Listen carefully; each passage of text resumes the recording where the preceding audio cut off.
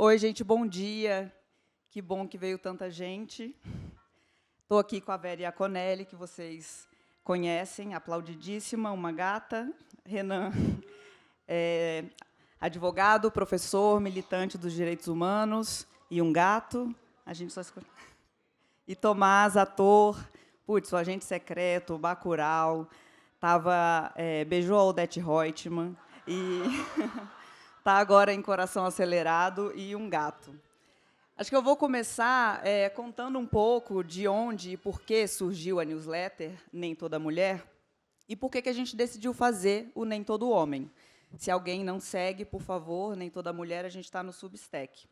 Quando a gente estava tentando pensar no nome, eu e Vera queríamos fazer essa newsletter para debater temas da mulher moderna, a gente queria encontrar um nome que definisse o que a gente queria debater.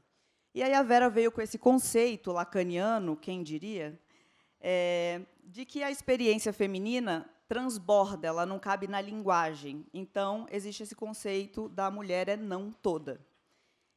Isso serve para todos os gêneros, na verdade. Então, por isso, o dia a mulher é não toda ficou nem toda mulher. Só que a gente queria ter também esse espaço para conversar com homens que a gente admira, e surgiu essa ideia de ser o Nem Todo Homem.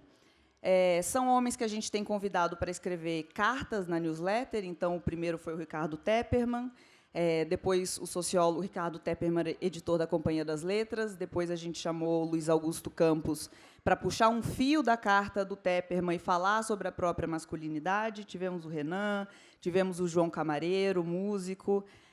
Tem sido muito legal, o Michael França, que escreve na Folha. E a gente decidiu fazer um primeiro evento ao vivo, que foi um experimento ainda, né, de como a gente faria isso.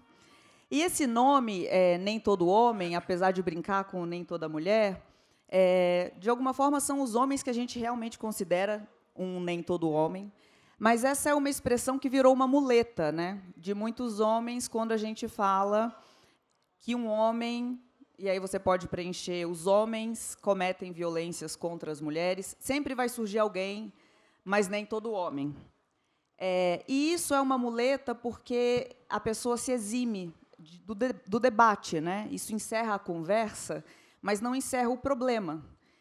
E a gente fala os homens cometem violências porque homens em número suficiente cometem violências a ponto disso virar um problema social, um problema que demanda políticas públicas. Então, a gente não está, obviamente, falando de cada um dos homens, né?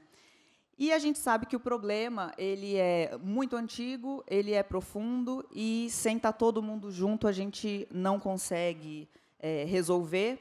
Então, eu queria puxar esse primeiro fio de por que vocês acham que tantos homens se recusam a entrar na conversa sobre igualdade de gênero, sobre igualdade, né? E o que um homem, quando diz nem todo homem, o que ele está tentando dizer ou esconder?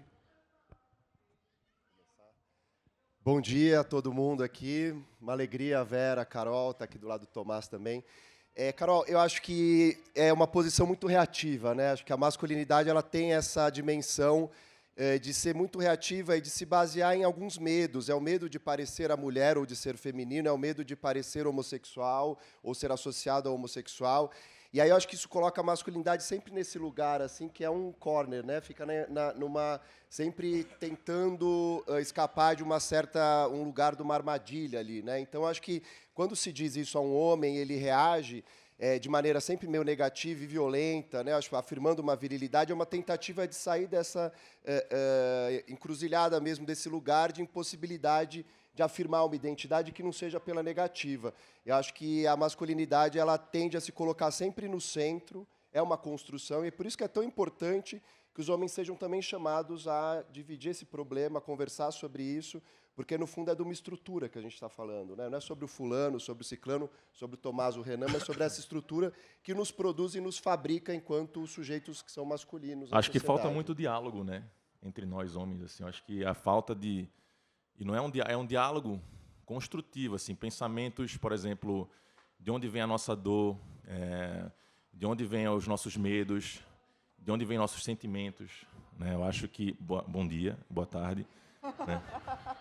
Eu acho que falta o masculino se reunir para falar sobre a nossa estrutura que foi criada lá atrás, né, de onde a gente veio, né, tipo, dessa questão do como foi construído o machismo, de como esse homem foi construído na sociedade, e rever os pontos que não deram certos. Então, falta a gente ver esse lado, né? Então, a gente realmente tem um medo de perder regalias que foram construídas lá atrás, né, num ponto de vista que funcionava lá atrás. E por que funcionava? Eu acho que essa é a pergunta. Por que a gente tem esses medos? Por que funcionava? Então, quando a gente tenta... eu até tenho uma história, depois Vera sabe que eu gosto de falar pra caramba. Mas depois eu posso compartilhar que eu fui um cara que eu não entendia meu pensamento machista na época, e que quando a minha ex-parceira na época, ganhava mais dinheiro do que... ela me deu a notícia de que ia ganhar mais dinheiro do que eu, cara, a minha primeira reação foi pensar, putz, ela está ganhando mais do que eu. Eu nem pensei assim, caramba, parabéns. Sabe? Então, são essas pequenas reações que a gente tem que transformar e pensar no porquê que eu estou sentindo isso. Qual é meu medo disso? Então, eu acho que complementa muito o que você está falando, Renan. Assim, eu acho que a gente tem medo de perder um lugar que talvez a gente ache que só porque isso vai acontecer eu vou perder minha virilidade. Né? Assim, a gente tem um pensamento muito, muito caído. Né? Vocês ouvem de homens quando vocês tentam conversar? Tem essa resposta? Nem todo homem? Ou vocês nem conversam para chegar a ouvir? Não, eu tenho um grupo de amigos pequenos, infelizmente. Eu gostaria de ter mais homens que conversassem mais sobre isso. E sim, eu tenho alguns amigos que a gente conversa sobre, tenta dialogar sobre. Eu acho que é interessante a gente ter mais rodas masculinas que falem sobre esses masculinos, mas a gente ainda percebe dentro do nosso próprio diálogo o quanto que a gente ainda tem coisas para desconstruir, sabe? Assim, é difícil mesmo, está enraizado na gente, tá impregnado, né? Às vezes eu tenho alguma fala que talvez seja machista e eu me pego naquilo e falo, puta merda, que horrível, né? Mas o bom é que a gente tem essas conversas entre a gente de falar mais sobre sentimentos do que qualquer outra questão do que a gente vinha falando antes. Só, por exemplo, conversas de bar, que às vezes é só sobre mulheres ou só sobre foda-se e pensamentos machistas, né? Mas a gente tem muitos diálogos, eu escuto muitas pessoas reclamando o que é que eu posso mudar, como mudar, pelo menos isso, mas são poucas mesmo assim ainda, né? São 4 ou 5, dá para contar nos dedos, então é triste, né? E talvez seja essa bolha também, né? E eu lido muito assim, eu tenho muitos amigos que são gays, né? Ou bissexuais, ou homens trans, então é outro tipo de masculinidade. É também masculinidade, mas é uma outra coisa. Mas eu acho que falta uma conversa mais ampla, né? Isso na sociedade, sobre educação afetiva, não é só a gente fala educação sexual, tem que estar nas escolas, mas educação afetiva, educação relacional. Eu acho que isso é fundamental, que é falar sobre sentimentos, sobre fragilidade, assumir fragilidade, insuficiência, né? Não precisa bancar tudo, ser o máximo a todo momento, desempenhar o máximo sempre, competir sempre, concorrer sempre. Eu acho que tentar criar essa outra ética, que é uma ética mais do cuidado, da colaboração, do afeto, que eu acho que falta mesmo nas masculinidades. Bom dia. Que delícia estar aqui com estes homens, poder ter uma conversa de fato, né? Ter um diálogo com pessoas que estão a fim de escutar e pensar que isso seria um bom momento num curso para homens, né? Isso seria de fato com um ator. Esse seria de fato um momento edificante no qual, porque claro que os homens precisam se reunir para conversar, inclusive é isso que vocês estão trazendo aqui, mas nos interessa saber quais seriam as conversas relevantes que faltam entre homens. E eu acho que essa é uma conversa que falta, então eu agradeço muito a presença de vocês. E reconheço que a gente está num momento super delicado, no qual os homens acham que não têm exemplos para seguir. Se fala muito da ideia dos moleques de 10, 11, 12 anos não terem em quem se espelhar. Eu acho isso uma balela. Eu acho que a gente está simplesmente fingindo que os homens legais não estão aí, e eles estão.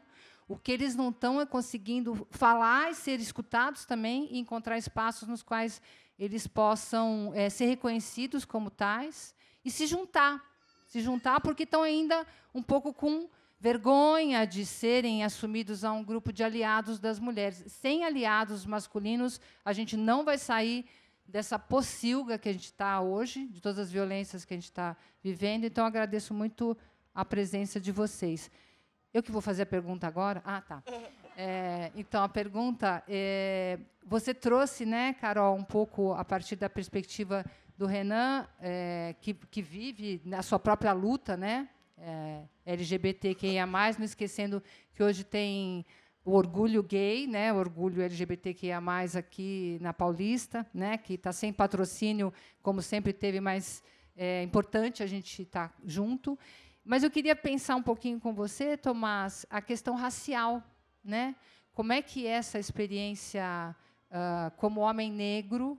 Como é que você vê esse atravessamento? Se isso te torna mais próximo, mais distante das mulheres, com outra cobrança? Se você sente uma diferença nessa questão que você, por trazer essa questão racial na tua experiência? Eu queria antes complementar um negocinho muito lindo que tu falou, assim, que eu acho que a gente se complementar, né? Eu acho que a gente é sociedade, né? Acho que as pessoas esqueceram isso. A gente é sociedade, a gente vive dentro de leis para todos, né? Então, por que não compartilharmos e termos essa igualdade, sabe? Eu acho que o pensamento de superioridade, assim, para mim não cabe no que a gente está vivendo, né? Enfim. Mas em relação à racial, na verdade, parece que a gente está sempre 10 passos atrás, sabe? Parece que é uma loucura. Eu tenho um amigo meu, Evaldo Macarrão, que está fazendo novela comigo. Acho que, enfim, quem assiste a novela Coração Acelerado, ele é bem ativista. E a gente fala muito sobre... Ele é um dos caras, inclusive, que a gente fala sobre problemas masculinos e também tantos problemas raciais, né?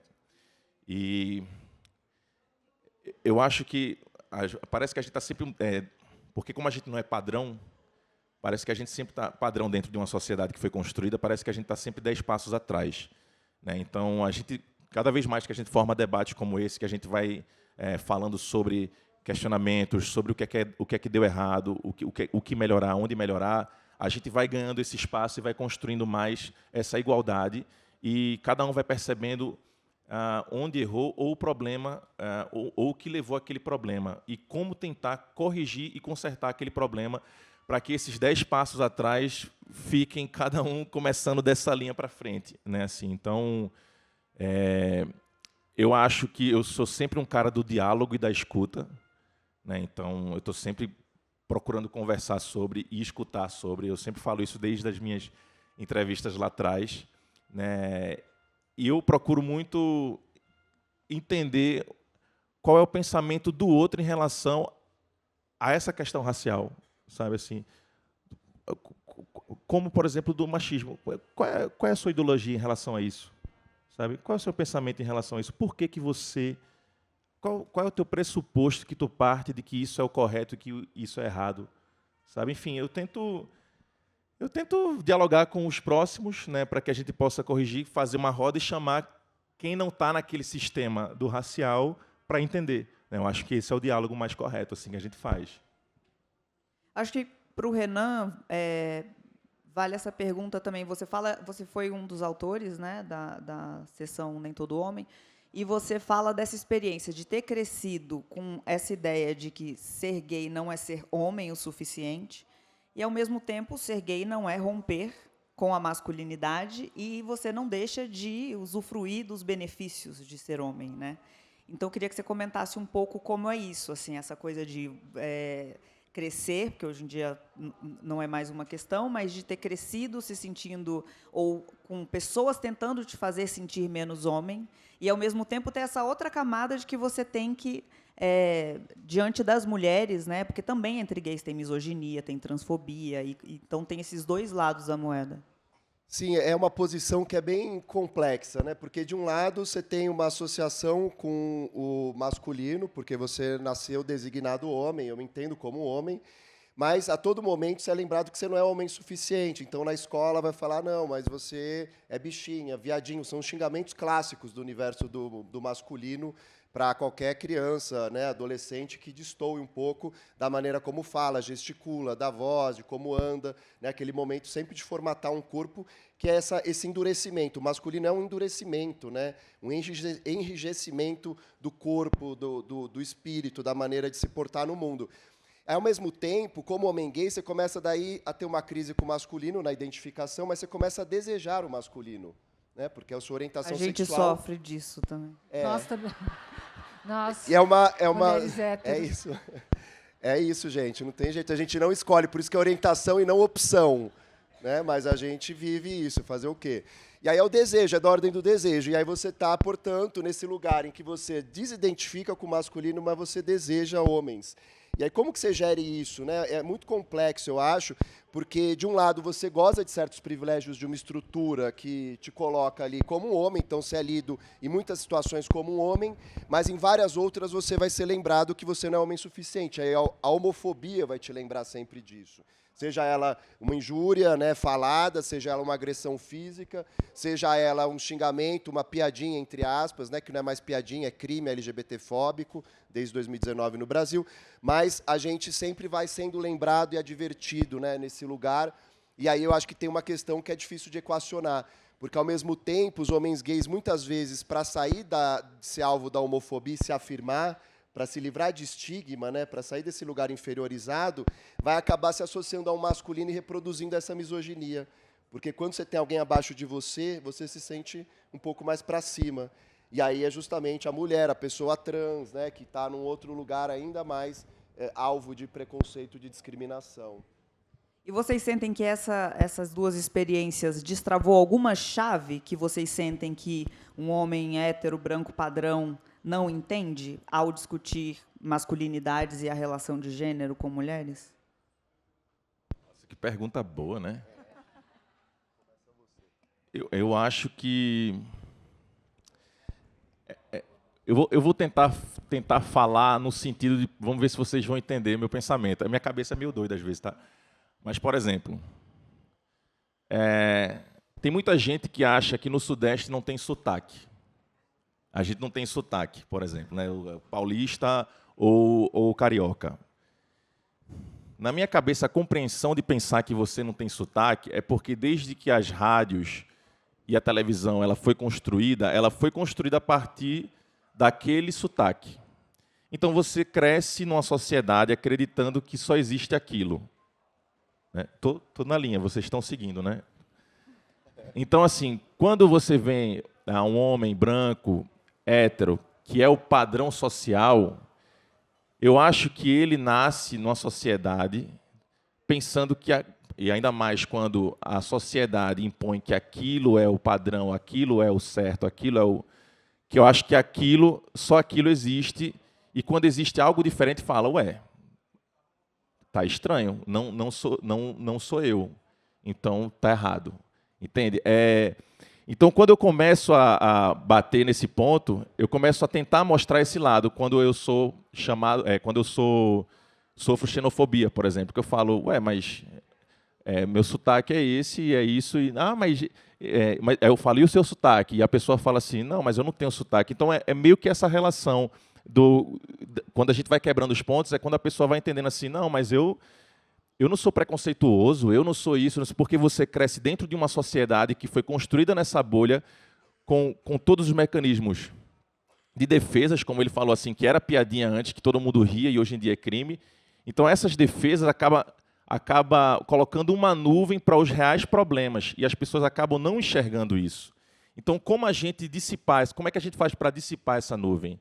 Então, acho que essa é a grande questão. Como é que a gente para de falar, por exemplo, que são sempre piadinhas? Como que a gente enfatiza isso? Acho que é na correção da gente com a gente mesmo, entre os homens. Eu acho que a gente falar sobre isso é interessante. Então, é mais nesse sentido que a minha cabeça vê e funciona. E eu acho que as pessoas têm que começar a ver que existem as diferenças, entendeu? E essas diferenças é o que nos complementa também, entendeu? E eu acho que tentar abrir esse diálogo com essas outras masculinidades que são possíveis também de construir, porque eu acho que é no plural, né? Assim como as feminilidades, não é um jeito, um único tipo de mulher. Você tem um ideal de masculinidade que é, sim, tóxico, que é viril, que é violento, que é impositivo, que é da dominação, está associado a essa identidade da dominação. O homem tem que ter tudo, tem que possuir tudo, controlar tudo. E acho que é possível tentar abrir esses diálogos, mas eu acho que sempre cai nesse lugar um pouco da dificuldade de um diálogo dentro das masculinidades, porque quando você fala de uma questão mais estrutural, as pessoas acham que é sobre a identidade pessoal delas, é no que ela se agarra, né? E aí a Vera é psicanalista aqui, não vou nem arriscar de falar disso. Eu queria só fazer uma parte, porque eu acho isso tão bandeiroso, né? Então, as pessoas falam assim, ó, a gente não quer uma masculinidade que se aproprie do nosso desejo, do nosso corpo, a nossa revelia, que não leve o nosso desejo em consideração. E as pessoas falam assim, então, vocês querem o quê? Assim, então, quer dizer que a prova de que é uma masculinidade construída em cima do poder sobre o outro. Porque a gente quer que vocês sejam homens do jeito que vocês quiserem, do jeito que vocês quiserem, cowboy, peludo, voz grossa. Ai, que delícia! Ai, que delícia! Não, porque eu estou muito preocupada com essa ideia de que não pode ser tudo isso. Pode ser tudo isso, tá? Só que não use isso contra nós. Então, isso que mostra a incoerência do jogo. Porque o cara que não tem mais poder sobre a mulher, ele não sabe quem ele é. Quer dizer, então, o que ele era antes disso? Gente, sejam homens. Não tem nenhum problema em ser homem. O problema é usar essa masculinidade para exercer um poder sobre o outro. E aí eu queria só... Posso só complementar um negocinho muito pequenininho pode. disso? É que eu acho que a maior pergunta que a gente pode fazer para a gente é o que é masculinidade mesmo. Assim, eu acho que falta os homens debaterem muito isso. Porque a gente cresceu sabendo daquela história e aquela história ponto final, entendeu? E a pergunta que eu mais faço para mim e na minha rede de amigos é o que é masculinidade, entendeu? O que é essa masculinidade, entendeu? Porque parece que a masculinidade única é pegar uma arma, matar, pegar no ovo, cuspir, sabe, uma coisa, sabe, parece que é uma loucura, assim, parece que é só isso, entendeu? E não. Então, o que é essa masculinidade, né? O que é masculinidade? Eu acho que esse é o ponto-chave. Eu queria fazer um comentário que é o seguinte, eu estava pensando sobre isso, eu até escrevi na Folha um artigo que fala de uma coisa um pouco polêmica, porque eu tenho que me explicar assim. É claro que as mulheres têm uma série de problemas de liberdade. A gente não pode andar à noite numa rua sem morrer de medo, a gente não pode vestir certas roupas sem ser acusado de ter convidado a pessoa a atacar. A gente sabe disso, a gente ganha menos na mesma função que um homem, a gente tem muito mais o cuidado doméstico sobre as nossas responsabilidades do que o homem, tudo bem. Mas, no fundo, na criação de um homem, vocês têm muito menos liberdade lúdica. A gente pode se vestir... Teve uma fase que as minhas filhas iam na festa junina vestida de cowboy e curtiam essas coisas. E, assim, podia dormir com a amiga de bracinho, de mandar de mão dada e fazer as maiores brincadeiras. Pode jogar futebol, né? Quer dizer, crítica, mas a gente passa por cima. Os homens não pode brincar de boneca. Tem que pegar o ursinho e fingir que o ursinho é filhinho escondido, entendeu? Então, os homens não têm uma série de brincadeiras que os homens não podem ter. As mulheres têm muito mais acesso ao lúdico. Elas conseguem transitar sem medo de perder a feminilidade delas. Isso é muito legal. Será que os meninos, se eles não puderem brincar à vontade do que eles quiserem, eles também não podem descobrir, por exemplo, uma masculinidade que tem como eixo cuidar. Que é o que faz o humano ser humano, né? Quer dizer, nós cuidarmos uns dos outros é o que permitiu que a humanidade, para o bem e para o mal, se tornasse humanidade. Se vocês não podem brincar disso, eu fiquei com um pouco de dó dos homens, sabe? Ô, Vera, mas isso é bem legal, esse ponto que você traz, porque a gente acha que masculinidade é só privilégio, né? Só esse lugar favorecido pelos privilégios todos que existem, sem dúvida, né? Mas também é um lugar de muito sofrimento. A masculinidade ela é produzida com muito sofrimento. Tem um sujeito que é o Daniel Weltzer-Lang, que é um cara que escreve sobre masculinidade, que ele diz isso, que é um mimetismo de violência que forma. Então, o homem vai aprendendo a ser homem numa violência consigo mesmo, né, se tolhendo nessa falta de liberdade, e com o outro, porque ele foi recebido assim no mundo dos homens, né? E ele chama até de casa dos homens, esse lugar simbólico em que a gente vai aprendendo a ser homem. Que são espaços monossexuados, né? Então você vai no boteco, no bar, é só homem. No estádio de futebol aqui, só homem. Nas Forças Armadas, a polícia que está marchando aqui, tocando os trompetes, só homem de um lado. Então, vários desses lugares, os homens vão aprendendo a ser homens se violentando, e violentando a si mesmos. E quem vem depois. Então, é quase que um ritual de passagem que vai sendo transmitido de iniciação na masculinidade, geração a geração, e que vai produzindo muito sofrimento. Ele chama de uma pedagogia do sofrimento, que falta liberdade. Aí eu acho que os homens gays, por se inspirar na feminilidade muitas vezes, ou serem jogados nesse lugar, conseguem imaginar mais a masculinidade possível, porque tem um roteiro menos pré-estabelecido, né? Tá menos fixado. Eu não consigo ser homem desse viril tal, né? Do cowboy, do não sei o quê. Eventualmente não estou nesse lugar. Então você vai buscando outros caminhos, né? Que você encontra aí nesse processo. Eu queria que você falasse aquela... a gente estava conversando antes e você faz aquela analogia de como a gente escuta as mulheres negras, né? A gente sempre conversa sobre isso. Como ficou muito difícil... porque, assim, mulheres heterossexuais que gostam de homens dormem com o inimigo, né? Então, é um negócio que... E quanto mais você tem consciência disso, mais você tem que falar, bom, como é que faz esse negócio funcionar? Porque senão eu vou para o celibato, né? E aí eu logo me coloquei em relação à luta antirracista, né? A gente está lá na frente, não só se dizer não racista, mas está ativamente, a todo momento, pensando como que a gente pode incluir pessoas negras na conversa, e chamar, e indicar, e tudo que a gente tem que fazer para melhorar isso daí. Eu me percebi como uma pessoa que também estava na berlinda, por ser uma mulher branca, né? Então, uma mulher branca que tem que ouvir, sim, de uma pessoa negra, olha, você está ocupando meu espaço, olha, você, sei lá, ganha mais do que eu na mesma função, você passa pela polícia se sentindo protegida, eu passo pela polícia achando que a qualquer momento eu vou levar uma blitz. Então, tem toda uma experiência, né? Eu entro numa loja, ninguém te segue, se eu entro, as pessoas me seguem. Então, todo esse jogo... E aí eu comecei a me sentir muito acuada, narcisicamente. Não, eu sou legal, eu não sou racista, eu sou uma pessoa boa, entendeu? E só que eu percebi que eu tinha que aguentar o dedo no olho das críticas que são verdadeiras, que têm que ser escutadas, e que, às vezes, até são injustas, mas que têm que ser escutadas com humildade, porque a gente já está num lugar de privilégio dado de saída. Então, a presença do meu corpo, mesmo que eu não abra a boca, já oprime as pessoas numa condição inferiorizada em relação à minha, porque já traz um lugar de privilégio para mim. Não à toa, estou com o microfone aqui, né? Não é pouca coisa. Então, eu usei essa experiência pessoal para pensar, bom, como é que será que é isso para um homem? Como é que é poder escutar, né, de uma mulher? É duro para caramba. E para mim, fica uma posição muito clara. Se não doer, não está acontecendo nada. É a alface americana, né? Crocante, gostosa, do jeito que você come, do jeito que não te ajuda em nada, não te nutre em nada. Então, tem algo que os homens têm que admitir que é da ordem do desconforto. Se não tiver desconforto nesta conversa, se você não sentir assim, ai, tem a ver comigo, que ruim, que chata essa mulher, é porque você não está pegando o cerne da história, que é mexer com o seu narcisismo, ferir um tanto o seu narcisismo de homem, que foi construído para te defender do mundo, e poder ultrapassar um tanto. Então, isso, resumindo, tem que escutar as mulheres, do jeito que as pessoas brancas têm que escutar as pessoas negras. As pessoas ricas têm que escutar as pessoas pobres, e vai seguindo o que pode tornar isso real, né? É muito interessante.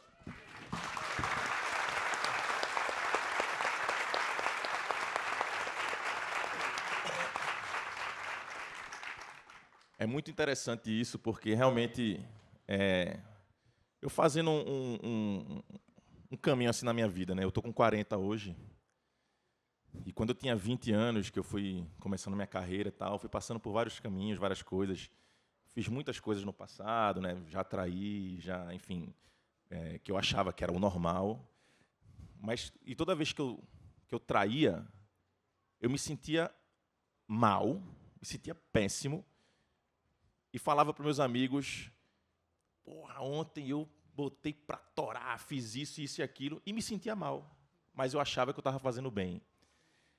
E eu comecei a me analisar nisso.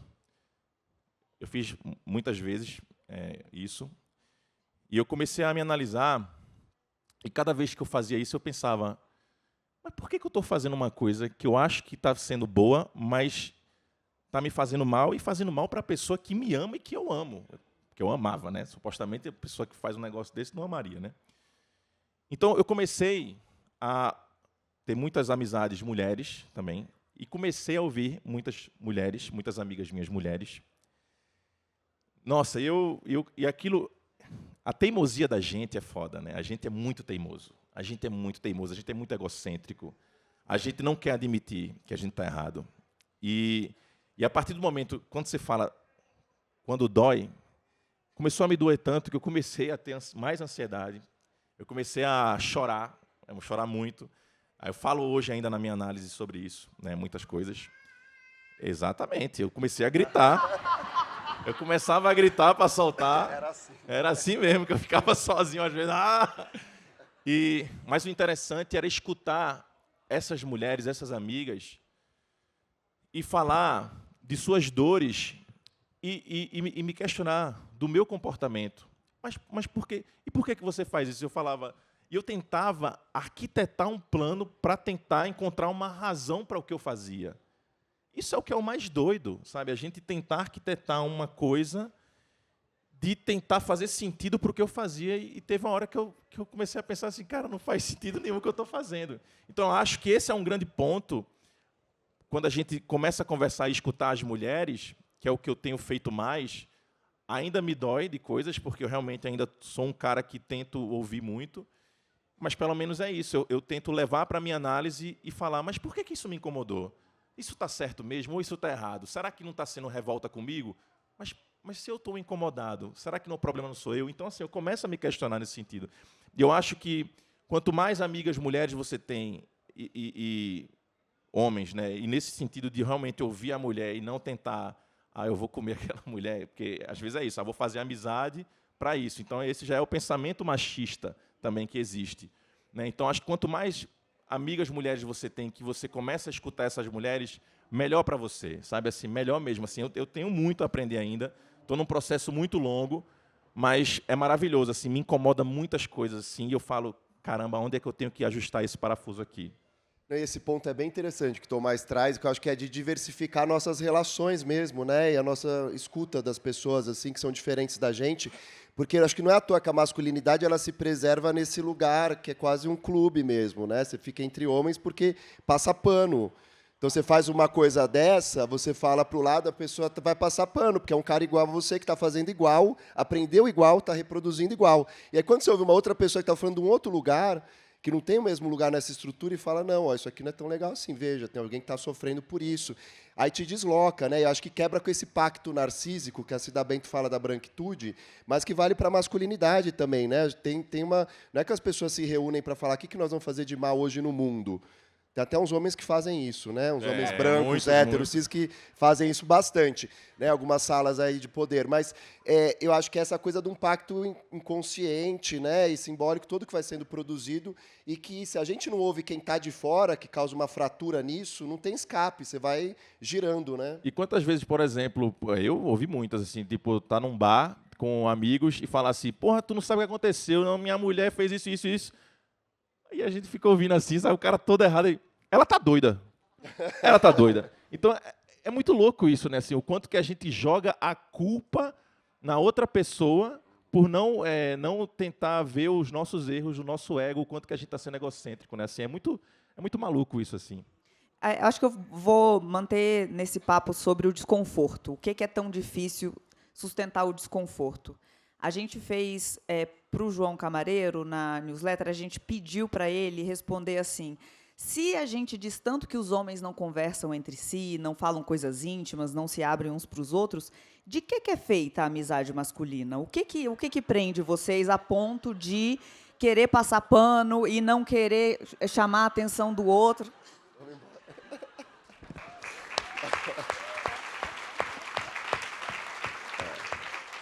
Não, eu não sei o Tomás, mas assim, eu acho muito frágil, né, gente? Em geral é ver um jogo de futebol, não falar nada, torcer para um time, tomar uma cerveja, ficar muito bêbado junto, Parece não entrar em contato. Uma amizade que vocês são amigos olhando para outra direção, né? A gente é amiga se olhando o tempo todo e falando dos filhos e não sei. A sensação é um pouco essa, assim, de não se olhar nos olhos. Eu acho que existem amizades e aprendizados, né? Por exemplo, eu acho que eu até falei no podcast com Vera, para quem eu já estou fazendo propaganda do podcast, para quem não ouviu, ouvi. Mas, por exemplo, é muito doido isso. Mas a amizade masculina, realmente, ela foi construída como uma forma de tentativa de resolução de problemas sem aprofundar as questões. Isso eu estou partindo de um pressuposto criado pelo machismo. Em que sentido? Vou tentar explicar e, por favor, me corrijam porque eu estou num pensamento aqui humano tentando desenvolver.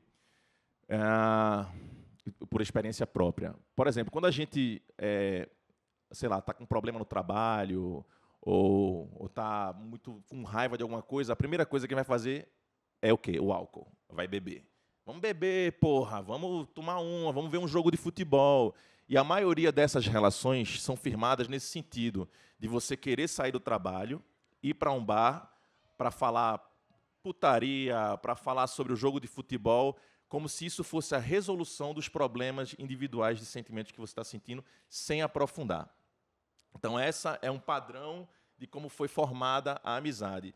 Porém, eu vivendo isso, eu vivo hoje amizades que eu tento desconstruir, que eu tenho, como eu posso contar na mão, 4 ou 5 pessoas que eu posso falar sobre problemas pessoais, do que me dói, né, de como transformar aquilo, de como sair dessa situação sem chegar em casa e agredir uma mulher, que isso acontece muitas vezes. A solução do masculino é chegar e descontar, é chegar e ter o feminicídio, é chegar e ter essas resoluções na pessoa que ele acha que é a mais fraca, na pessoa que ele se sente superior pela construção social que foi aceita no sentido, entre aspas, né, que foi construída nesse sentido.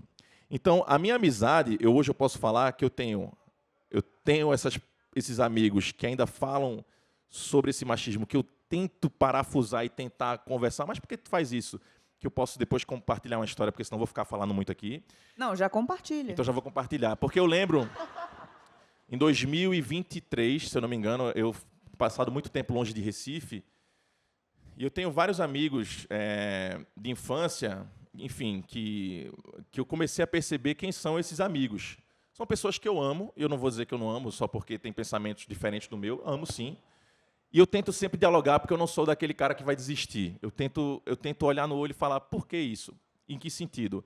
A gente marcou de se encontrar num bar uma vez, e eu estava muito ansioso, porque fazia muito tempo que eu não encontrava meus amigos, pós-pandemia, cheio de ansiedade, tendo várias crises de ansiedade. E quando eu fui para encontrar esses meus amigos, a gente estava ali, vivo, sabe? A gente tinha acabado de viver uma pandemia, muita gente morreu, muita gente perdeu amigos e tal. E eu falei, nossa, que bom te ver aqui, cara, que bom, que bom. E aquilo começou a me sufocar de um jeito que eu comecei a sentir o coração bater mais forte, uma falta de ar, eu não conseguia entender o que era aquilo. E outro amigo ia chegar ainda, eu falei assim, cara, eu acho que eu estou passando mal. Eu acho que eu não estou conseguindo respirar aqui. Eu comecei a sentir uma vontade de fugir, de sair dali. Estava me sentindo sufocado e eu queria ir para casa. E eu falei, estou sentindo mal. O cara, mas o que foi? O que foi? Eu falei, não, estou mal, estou me sentindo muito mal, eu não sei, não consigo respirar, eu acho que eu estou com crise de ansiedade. Aí o outro que estava na minha frente falou, porra nenhuma, caralho, bora beber, porra, bora beber. Então, assim, não aprofunda, não pergunta, tipo, mas por que você está assim? Cara, vamos aqui, vem aqui, me dá um abraço, sabe? Respira, fala sobre. A primeira coisa é, bora beber. Bora beber, porra, né? Bora beber, porra! Tipo assim, é uma idiotice de não perguntar, mas o que é que tu está passando?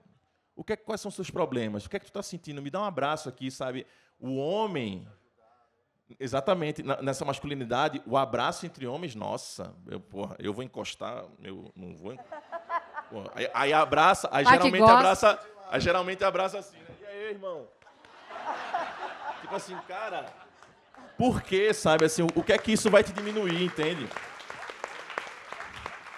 Então, eu acho que a amizade ela é construída dentro dessa estética que ficou ali, né? Desse negócio que ficou do machismo. E eu tento com os meus amigos outros conversar mais sobre... Eu acho que quando a gente aprofunda sobre esses sentimentos, eu acho que a gente desconstrói mais, e eu acho que a gente começa a falar mais sobre masculinidade. Então, falar sobre sentimento é muito importante. Fala sobre a amizade entre os gays, que parece bem mais divertida. Meu microfone não, pô. Meu microfone não. Né? A gente já se abraçou aqui. Não, isso eu acho que tem uma coisa muito interessante sobre essa coisa da amizade entre homens, mas também da relação entre homens, afetiva e sexual, que é o caso de gays, né? Ou homens bissexuais. Porque imagina esse travamento nas amizades, imagina isso nas relações íntimas, né? Como se reproduz. Então, a relação entre dois homens é maravilhosa. Não é, porque você juntou dois homens. Porque quando tem um homem e uma mulher, melhora, né? Aí quando você... No sentido de que é muito difícil da equacionar, porque você bota duas pessoas treinadas, fabricadas para a competição, para a concorrência, para a violência, para a virilidade, para se afirmar, para diminuir o outro, para não entrar em contato, para não permitir um acesso à intimidade, para não construir algo conjunto. Então, tem um desafio ainda maior nesse sentido, né, de como fazer isso. Então, evidentemente que as amizades que eu tenho procurado construir e desconstruir em mim, essas outras características que são negativas, mas a gente parte daí, né? Ou seja, eu estou imbuído delas, né? Eu também já fui hétero, tive essa fase, ainda bem que passou. Poxa, eu perdi esse momento. Perdeu. Tem a cura gay, gente, ela chega em algum momento, para quem procura também. Mas, enfim, eu também eu tenho amizades de infância, que é isso, quando eu encontro, é basicamente para não falar de nada, é amenidade, é ver alguma coisa, beber, lembrar do passado, porque é o que conecta aquela memória, né? E você não entra em contato real, mas eu tenho buscado construir essas relações, e relações também afetivas sexuais. Meu namorado que está aqui, a gente fala disso, ou seja, como é possível, o que você está sentindo, como posso ser suporte, como posso te ajudar, falar da fragilidade que não é fácil, buscar outras escutas de amizades mulheres, de pessoas que têm outros lugares, né? Então, acho que tem um processo de elaboração que é fundamental, que se a gente não faz, ninguém faz pela gente, né? E é desconfortável fazer. Mas é muito importante esse trajeto. Eu queria né? fazer só um comentário que eu encontrei um amigo muito querido que estava, uns anos atrás, passando por um perrengue grande com a esposa, né, e sofrendo com as amigas, com as mulheres, né, aquela ressaca moral que faz parte de você começar a pensar as suas questões. Né? E, recentemente, eu encontrei e falei, como é que você está? Ele falou, estou ótimo com a minha mulher, eu estou ótimo com as mulheres, eu estou péssima com os amigos. Então, porque para você conseguir passar esse Rubicão, você vai ter que começar a dizer não para os caras. E aí as mulheres vão te dar valor e te respeitar. Né? Eu acho que tem uma questão importante aí, sim, dessas amizades. Não tem aqui. É isso. Engata você a pergunta. Engato eu a pergunta? Então, eu fiz uma anotaçãozinha assim, porque a minha memória é terrível. A gente tem... Eu não sou boa de pergunta, eu sou boa de falar. Você não tem uma pergunta? Mas não era o combinado. Não. Eu tenho uma pergunta. A gente começou essa conversa muito em função do sarrafo em relação ao que se espera dos homens estar no chão, né? Tipo, não nos matem. Isso é legal. Você não nos matou, não nos estuprou, essa sarrafo está no chão. E a gente falou assim, gente, mas a gente precisa começar com os caras que podem... Aliás, foi uma dica do meu marido. Ele falou, para de falar disso, porque vocês não vão ser ouvidos pelos homens que não estão pretendendo, de jeito nenhum, te matar. Então, vamos subir esse sarrafo do que a gente espera dos homens que já são nossos aliados. O que eles podem aportar para a gente de uma diferença de tratamento, de uma outra forma de estar com nós. Então, mas eu não sei fazer uma pergunta a partir daí. O que vocês acham disso? Eu tinha anotado esse número. A gente não queria ficar falando das violências mais atrozes, mas vou puxar aqui. Porque antes de cada feminicídio, tem um antes. E eu anotei aqui do Fórum de Segurança Brasileira. Então, os feminicídios em 2025, né, 1.568, mais as tentativas de feminicídio, 3.870, descumprimentos de medida protetiva, 100 mil, stalking, 95 mil, medidas protetivas de urgência concedidas, 555 mil, ligações a 190 por violência doméstica, 1.067.000. Então, a gente está mostrando como uma coisa vai escalando, escalando, escalando, até chegar no mais abominável. Mas, para o outro lado, também, é isso que você está falando. Então, antes do 190, tem o cara que xinga, tem o cara que ameaça, tem o cara que oprime. E isso vai chegando até o cara que... E por isso que a gente está falando do debate sobre homens, né? Porque se a gente levanta o sarrafo também entre os homens aliados e legais, a gente acha que isso também vai empurrando todas essas violências cada vez mais para a minoria. Né? Então, acho que era isso que a gente estava falando do sarrafo. Então, volto para vocês. O que de concreto dá para fazer? Né? Eu espero falar alguma coisa coerente aqui, depois de uma pergunta bem boa, assim. Mas, assim, eu acredito, enfim, eu, Tomás, com minha experiência de vida, minha visão, eu acho que falta... a Camisa até fala aqui, ler mais as mulheres, mas eu acho que é isso. Acho que falta a gente virar esse aliado, sabe, das mulheres. Eu acho que falta a gente discutir mais sobre o masculino. Os homens, principalmente os homens, entender o que é esse masculino, é a gente fazer rodas masculinas bem feitas, né, com pensamentos e ideologias de pessoas que saibam falar sobre, né, dessa desconstrução do machismo que foi feito. Eu acho que falta a gente falar sobre os nossos sentimentos, acho que falta a gente se desenvolver mais esse homem, quem somos homens nessa sociedade. Acho que é desconstruir totalmente esse machismo. Eu gostaria muito, na verdade, de ouvir também o que uma mulher pensa sobre isso, que eu acho que é o que mais sofrem nessa situação. Então, eu estou falando por mim, pelo que eu penso que pode ajudar a disseminar essa questão. Mas eu acredito que a força da mulher para falar sobre isso, eu acho que é muito mais importante do que eu tenho a falar também. Mas, como aliado, eu estou aqui dando minha opinião, estou tentando, pisando em ovos aqui, saber o que é que a gente pode fazer. Mas eu acho que é isso. Eu acho que a gente tem que desconstruir mais esse machismo e falar mais sobre essa masculinidade, principalmente desenvolver o que é masculinidade, né? Eu acho que é enfatizar o que são essas amizades masculinas, é falar sobre os nossos problemas e descontar em nós mesmos para a gente poder se desconstruir e construir uma sociedade igualitária. Eu vou nessa mesma linha. Eu acho que tem uma coisa individual, pessoal, que é isso, a ideia da desconstrução, é a elaboração, é fazer um esforço de educação, de buscar conhecimento sobre isso, de se letrar. A gente não é letrado, a gente é letrado para ser misógino, para ser homofóbico, LGBTfóbico, racista, e eu acho que é básico de qualquer, né, melhorar como ser humano. Ser um humano mesmo, é se letrar, se educar e construir uma trajetória pessoal aí. Mas eu acho que a gente precisa de política pública, ou seja, tem um Estado que precisa ser chamado também aí para a prevenção, porque senão a gente fica contabilizando quantidade de mandatos que foram descumpridos, de gente que medida protetiva violada, de não sei o quê, prisão e não vai resolver, gente. O direito penal não resolve. A gente tem uma perspectiva na sociedade de que a gente criminaliza tudo que é ruim, e precisa criminalizar, eu defendo, acho que é um instrumento importante, mas não é horizonte para a libertação, para construir outra sociedade.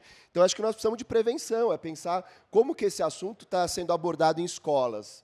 E aí, quando se coloca gênero na escola, não pode colocar gênero, porque vai ensinar o menino a ser menina e a menina a ser menino. Educação sexual de gênero, para a diversidade, é conteúdo básico, isso aí é básico civilizatório, que se a gente não ensina, as pessoas não aprendem. Ninguém vai nascer desconstruído, né, com uma perspectiva aberta da vida e tal, porque depende de como a gente vai educando essas gerações.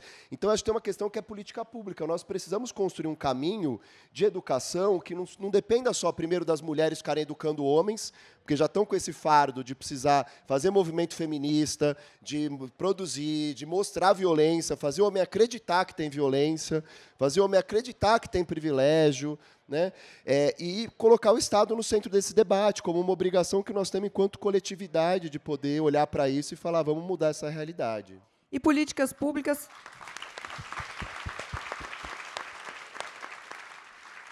Tem uma dimensão das políticas públicas também que, por exemplo, a gente precisa de uma licença paternidade mais longa para a gente poder dividir também os cuidados domésticos. Mas eu estou vendo mulheres debatendo e pedindo a licença paternidade, né? É muito difícil eu ver um amigo, e aí um exemplo muito anedótico, nas minhas redes sociais, os homens falando sobre isso, né?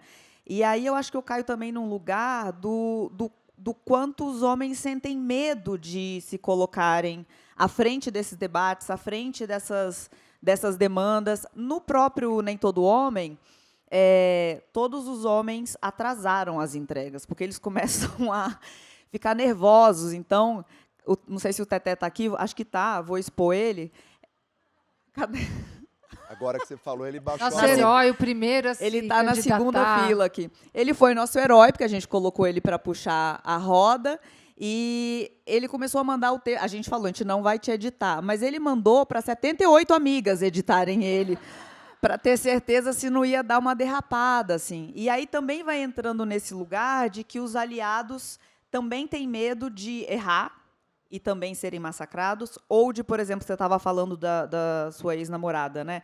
De falar em defesa e aparecer um teto de vidro, né? Então também ficar acuado assim de falar. Então a gente tem sentido também esse receio de vocês falarem. E por um lado, aí você fica vendo o super machista e você também fica vendo uns aliados meio castrados, assim, com medo, inclusive sexualmente, de flertar, de fazer qualquer coisa assim e ser mal interpretado.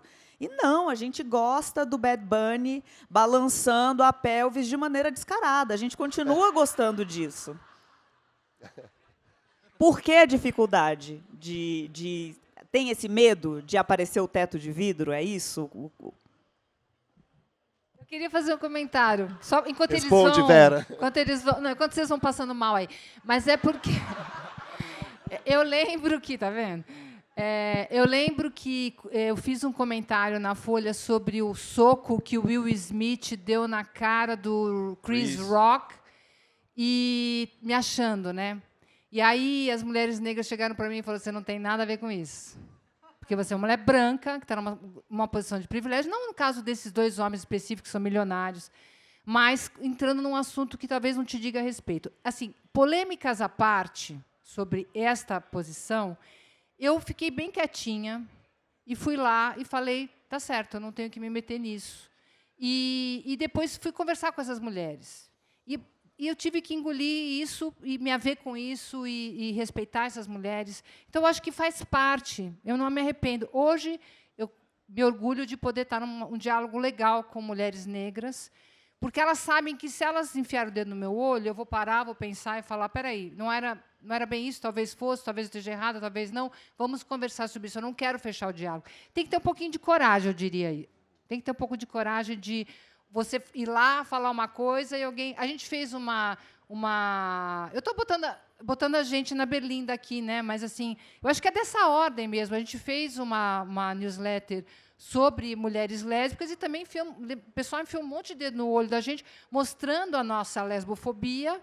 E a gente correu atrás e falou: bom, vamos ver o que é. Então, não tem esse... Vocês vão levar dedada, assim, vão? Dedada? E até para eu Dedada? agora... Ai, que delícia. Não prometo, tá? Não prometo. Alô, tá funcionando aqui? Tá? Não, esse ponto é importante, Vera, sabe por quê? Porque eu acho que a gente também vai criando na dinâmica, e eu digo isso porque eu falo desde um lugar que eu sou ativista também do movimento LGBT, e a gente vai tentando educar a sociedade, e às vezes a gente vai ficando numa bolha, né, numa comunidade, a gente vai achando que só a gente está certo e que a gente tem, às vezes, uma posição que é muito dura com o resto da sociedade, e a gente perde possibilidades de diálogo e de educação das pessoas. E aí eu acho que nós precisamos criar uma postura que é um pouco essa, né, assim, eu vou te cancelar porque você falou isso. Não, não é cancelar, é interlocução, né? Vou cancelar você, Vera, que é aliada em várias pautas, que está construindo várias coisas interessantes, mas que fala uma coisa, eventualmente, que dá uma derrapada, porque todos nós derrapamos. A gente não sabe tudo de tudo, né? Não tem a melhor postura, o melhor acúmulo sobre tudo. Então, eu acho que, às vezes, falta isso com a sociedade, ampliar esse diálogo. Eu digo isso dentro do movimento LGBT, que é meu campo mais próprio aí de atuação, para dizer: olha, a gente precisa comunicar com as pessoas, né? Porque a pessoa errou uma letrinha do LGBT, que é a PN+. Te cancelo porque você não sabe o significado da última letra. Não, vamos conversar sobre isso. A pessoa tem uma disposição genuína de aprender, de conversar, ainda que ela esteja errando a terminologia, falou uma coisa meio fora do lugar, puxa para o diálogo, fala: chega aqui, deixa eu te falar uma coisa, isso aqui significa...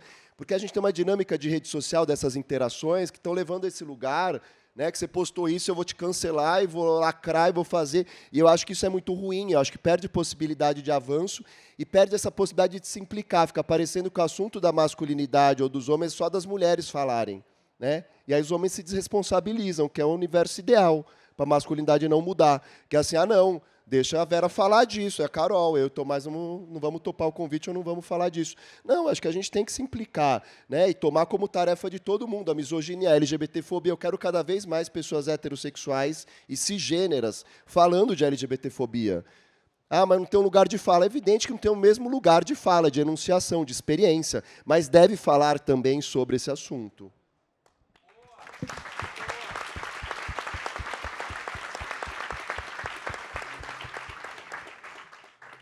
Oxe, não, eu tô aqui, eu tô ouvindo, tá muito bom isso aqui, gente.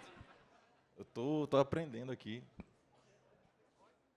Não, acho que você podia falar, uma vez você escreveu na newsletter, sobre por que as pessoas acabam tornando a sexualidade a sua própria identidade. Passa um pouco por aí também essas travas, Vera? Eu falei isso, mas assim... Não, dá uma palhinha aí, não sei. Não, tem uma questão na psicanálise que é um pouco constrangedora, mas que o Freud falou há uns 130 anos atrás, que a nossa sexualidade ela é de fábrica bissexual, né? A gente a gente vai criando uma relação com o outro, vai se estruturando e vai se identificando, mas, a princípio, a gente tem competência para amar homens e mulheres indistintamente.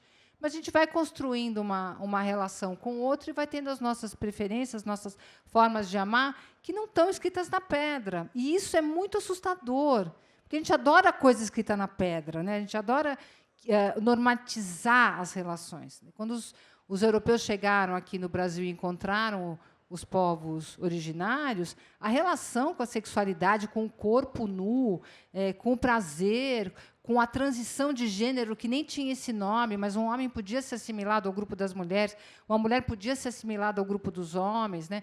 Tudo isso já estava muito mais tranquilo. E esse moedor de carne da forma, da normatização, da cisgeneridade, da heteronormatividade dos europeus nos marca e nos cobra até hoje. Então, a gente acaba se identificando com eu sou homem, eu sou mulher, e aquilo é um esteio, um lastro que não se sustenta, porque ele é frágil, né?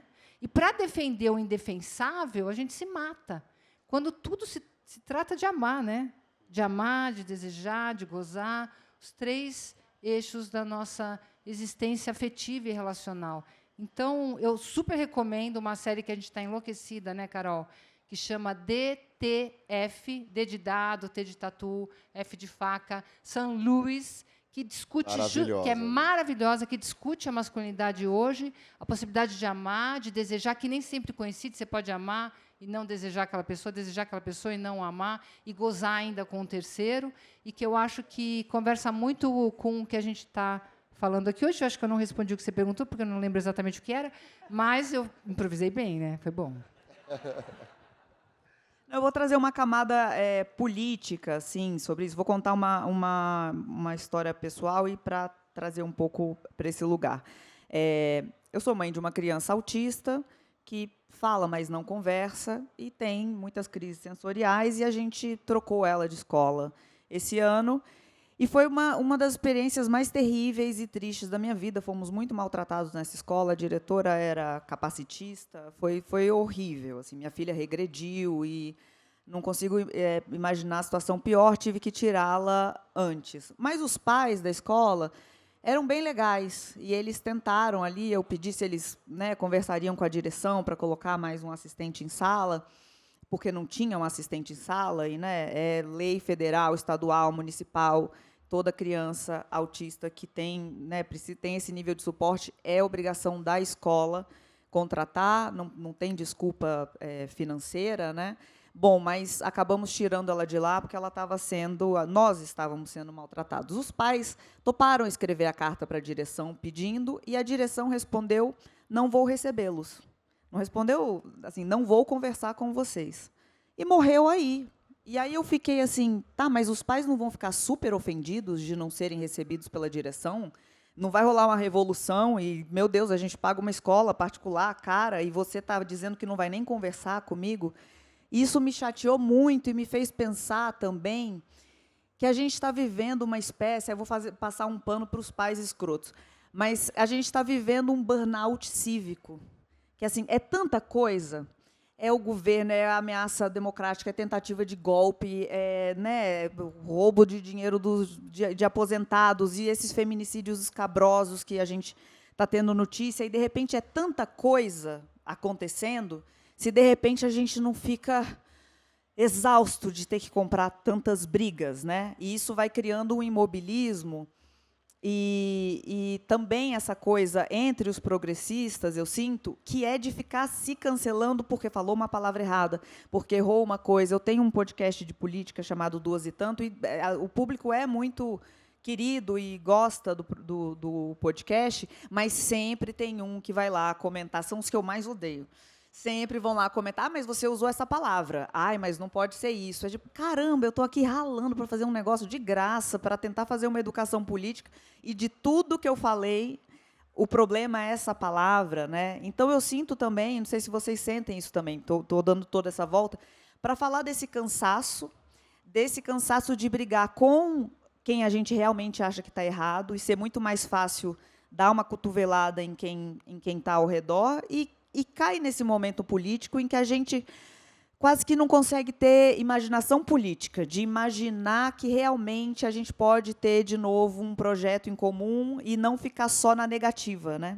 Isso não, ele não, golpe, tudo teve. Então, foi ele, teve golpe. E aí, então, a gente fica só nessa negativa. E o que a gente consegue, na verdade, de propositivo? Criar, voltar a acreditar que alguma coisa pode acontecer, que alguma coisa pode mudar e a gente pode chegar num lugar melhor, e assim sair desse imobilismo, assim sair desse burnout cívico e ir lá brigar, olha, tem essa vaga, tem que contratar uma mulher, olha, não tem negros nessa redação, olha, a criança tem que ser acolhida na escola, porque meu filho tem tanto a aprender com ela, como ela tem a aprender para a escola. Então, vocês sentem esse cansaço político? Você que é militante vai até saber falar mais.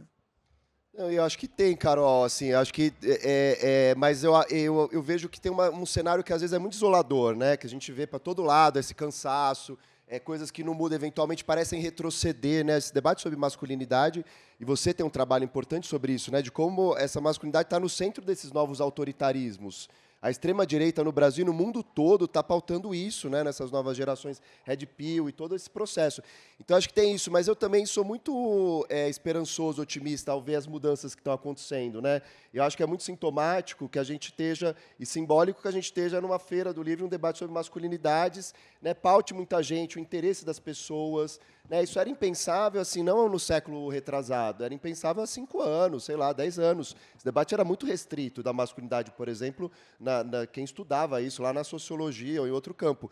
Então, eu acho que tem crescido um interesse também, eu acho que tem aumentado os tipos de ativismos, e aí eu acho que vale a pena ter esse olhar generoso de estimular mais, né? Então, assim, às vezes tem essa coisa muito autoritária do nosso lado de falar, você não está fazendo como eu acho certo, que é meio narcísico, né?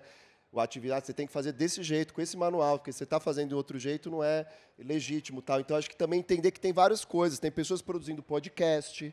Ah, mas a Carol não faz o ativismo daquele jeito, ela não está, né, numa organização X. Não, mas ela faz do jeito dela. A Vera faz o debate público dela. O Tomás com o trabalho dele artístico, eu estou fazendo com o meu trabalho de professor, e etc. E eu acho que é um pouco essa generosidade de construir mais laço e política de aliança. Eu acho que está faltando isso. Né? Como a gente amplia nossas alianças. Porque as pessoas elas estão muito, acho que, imbuídas da coisa de estar certo, né? E de afirmar uma superioridade moral que nos conforta. Né? Assim, eu estou certo, o mundo todo está errado. Eu não sei, isso aí deve ter até uma explicação psicanalítica, Vera, que você pode contar para a gente. Mas eu acho que a gente tem que se preocupar em ser maioria. Se a gente não ganhar força política e ser maioria, a gente não vai mudar essa realidade. O né? Machado de Assis explicou isso em O Alienista. Né? Que o alienista botou todo mundo no hospício, só sobrou ele e falou, deve ter alguma coisa errada. Eu só queria fazer, antes de você comentar, Tomás, eu aprendi com as minhas filhas que a gente precisa parar de tentar salvar o mundo, que é muita coisa, e salvar um mundinho. Né? Se a gente se trata melhor no âmbito do que está próximo da gente, a gente tem mais chance de fazer alguma coisa. Uma pena que você não contou o desfecho dessa história. É muito importante o desfecho dessa história, porque mostra do que se trata a inclusão, por exemplo. No final eu tive que mudar minha filha de escola no meio de abril, então todo o estresse de, né, uma escola um pouco mais longe, recomeçar, nova matrícula e tudo isso. Então a gente estava, eu e o pai dela, assim, exaustos, né? E para fazer uma nova adaptação, e simplesmente ela chegou e ela está melhor do que nunca. Os amigos adoram ela.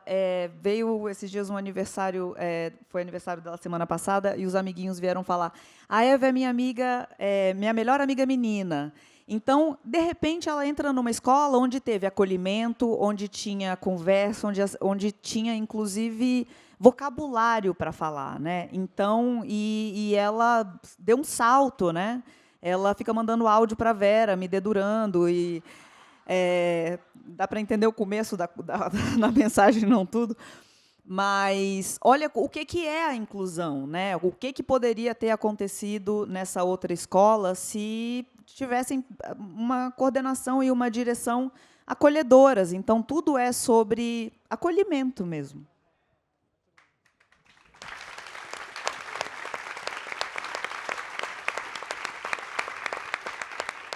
O Tomás está se escondendo de falar qualquer coisa, ele até largou o microfone. Eu juro a vocês que eu tô ouvindo vocês, está lindo aqui. Realmente, eu deveria estar ali também, sabe? Eu estou achando massa. A gente está chegando, se aproximando do fim. Eu acho que eu perguntaria... Você quer perguntar uma coisa antes? Por que vocês toparam vir aqui? Olha, eu topei vir aqui para sentir esse negocinho, né? Não, acho que porque para mim me interessa falar sobre masculinidade, para mim me interessa aprender. Eu sou um cara que tenho meus erros, meus acertos. Eu acho que quanto mais a gente se informa, eu acho que mais a gente está construindo algo que vai ser benéfico para todo mundo. A gente sai de um lugar de conforto da gente, da zona de conforto, vai para um desconforto, para tentar, como sociedade, a gente equalizar tudo. Então, para mim, isso aqui é maravilhoso. Assim, eu estou aqui e confesso, estou cansado, estou trabalhando bastante, mas eu acho que isso aqui, para mim, me renova, me dá energia. Eu fiquei pensando assim, putz, caramba, eu tenho que sair do Rio de Janeiro, pegar um voo, fazer um bate e volta, mas vale a pena. Vale a pena porque isso aqui é... Oi. Vale a pena porque isso aqui é mágico, entendeu? Isso aqui é construtivo, isso aqui é sociedade. Eu acho que diálogo e escuta é fundamental. Então, foi massa te ouvir pra caramba, assim. É muito bom, sabe? Quando a gente vai ganhando pequenas informações para depois, com essa curiosidade, fazer, nossa, aonde eu posso ir mais além, sabe, junto contigo? Aonde eu posso ir mais além junto contigo, com a inclusão? E eu não sabia dessa história da sua filha, por exemplo. Isso é sensacional, é fantástico. E como que eu posso levar isso para a minha arte? Como é que eu posso levar isso para a minha vida? Como é que eu posso debater isso com outras pessoas que não tiveram aqui? Então, eu topei vir aqui mesmo sem ser a pessoa que vai falar o certo ou errado, mas eu topei vir para ouvir mesmo, falar uma experiência própria, falar se isso vai modificar algo, se vai, de repente, a gente vai sair daqui, vai para uma mesa de bar ali, vai tomar uma cerveja e falar sobre masculinidade, sobre esses assuntos. Eu acho isso muito interessante. Eu sou do diálogo da conversa, então eu topei vir aqui para ver qual que era mesmo e tentar falar sobre experiência, aprender mais, enfim. Eu gosto disso. Inclusive, o Tomás, ele está trabalhando a escala 6:1 e ele está 1000 por hora gravando e decorando os papéis e ele aceitou imediatamente. Eu agradeço muito, porque ele só está tendo o domingo de folga, largou o Rio de Janeiro para cá. Então, eu agradeço, viu, Tomás? Eu que agradeço demais. Vocês são demais, gente. Vocês não têm noção, não, pô. Vocês são fantásticas. Você é fantástico. Meu irmão, eu estou muito feliz de estar aqui, assim, de verdade. Eu estou sem palavras. E eu tenho muita coisa para falar ainda, mas é isso. Acho que a gente pode se reunir ali, ler um livro, tomar um, enfim. Eu sou um cara que sou muito aberto, assim, sou muito disposto. Legal, que bom que você topou e veio aqui também. Muito bom te ouvir, Tomás. E, enfim, eu topei também porque é isso, eu queria poder trocar com vocês, né? Acho que o exercício de escrever esse texto foi bem importante para mim quando vocês me chamaram na newsletter, que aí eu li o do Teté, o do Luiz, que são figuras que eu admiro também, pessoas que eu quero ouvir, entender mais. Eu acho que é uma reflexão que tem que ser coletiva, né? E aí eu fico pensando que é sobre não criar uma nova masculinidade, né? Melhor, é sobre criar uma sociedade melhor, que caiba todo mundo, do jeito que quer ser, do jeito que é, do jeito que gosta, né? No fundo, esse é um desafio e que eu acho que a gente só vai construir nesse tipo de interação. E eu amo a Feira do Livro, eu acho esse lugar um espaço incrível, né? É uma arena mesmo, essa estrutura da gente poder ver as pessoas, entrar em contato, conversar. Então, eu topei, porque eu me senti muito provocado a escrever, né? E hoje é o dia da parada do orgulho LGBT, eu vou sair correndo daqui e vou lá para Paulista, que eu vou todos os anos, mas eu acho muito bacana que esse tema tenha entrado também aqui, né? Acho que isso é da nossa humanidade mesmo, né? Portanto, também é dos livros, da literatura. Acho que é uma coisa que a gente tem que tematizar em cada vez mais espaços. Então, agradeço demais vocês terem trazido para a programação e terem convidado. Fala da nossa casa, agradecer às forças militares que vieram discutir as novas masculinidades. Venham aqui ouvir. Eu topei porque eu te amo, Carol. Acho você o máximo, total. Faço qualquer negócio com você. Inclusive, as duas malucas, a gente resolveu fazer uma casa na Flip, que chama Casa Delas, vulgo Cadelas. Eu e a Carol, é a primeira casa que a gente... Uma casa de uma newsletter na Flip. Nessa casa vai ter mais, nem todo homem, nem toda mulher, 2 e tanto... Isso vai ter o clube de leitura com a Andrea Del Fuego, Inquietações Literárias, Vai ter palhinha do Isso Não É Uma Sessão de Análise na Flip, mas a casa vai ter festa e a gente está contando com vocês lá. Vai ter mesa da GL10, vai ter tudo que a gente ainda está programando. E precisamos de patrocínio ainda também, mas está indo tudo bem, as pessoas estão chegando com a gente. E, bom, eu queria encerrar dizendo que é sempre muito delicado esse assunto. A gente escorrega, a gente deu as mãos aqui para escorregar junto. E agradeço muito todo mundo que veio escutar. Estou muito feliz com esse encontro. E, bom, agora eu estou redundando. E assinem a newsletter. E assinem a newsletter Nem Toda Mulher no Substack, que tem esses diálogos mensais. A gente faz os nossos textos, as mulheres fazem textos, os homens fazem textos, e está sendo sensacional. Obrigada, gente. Boa feira. Obrigado.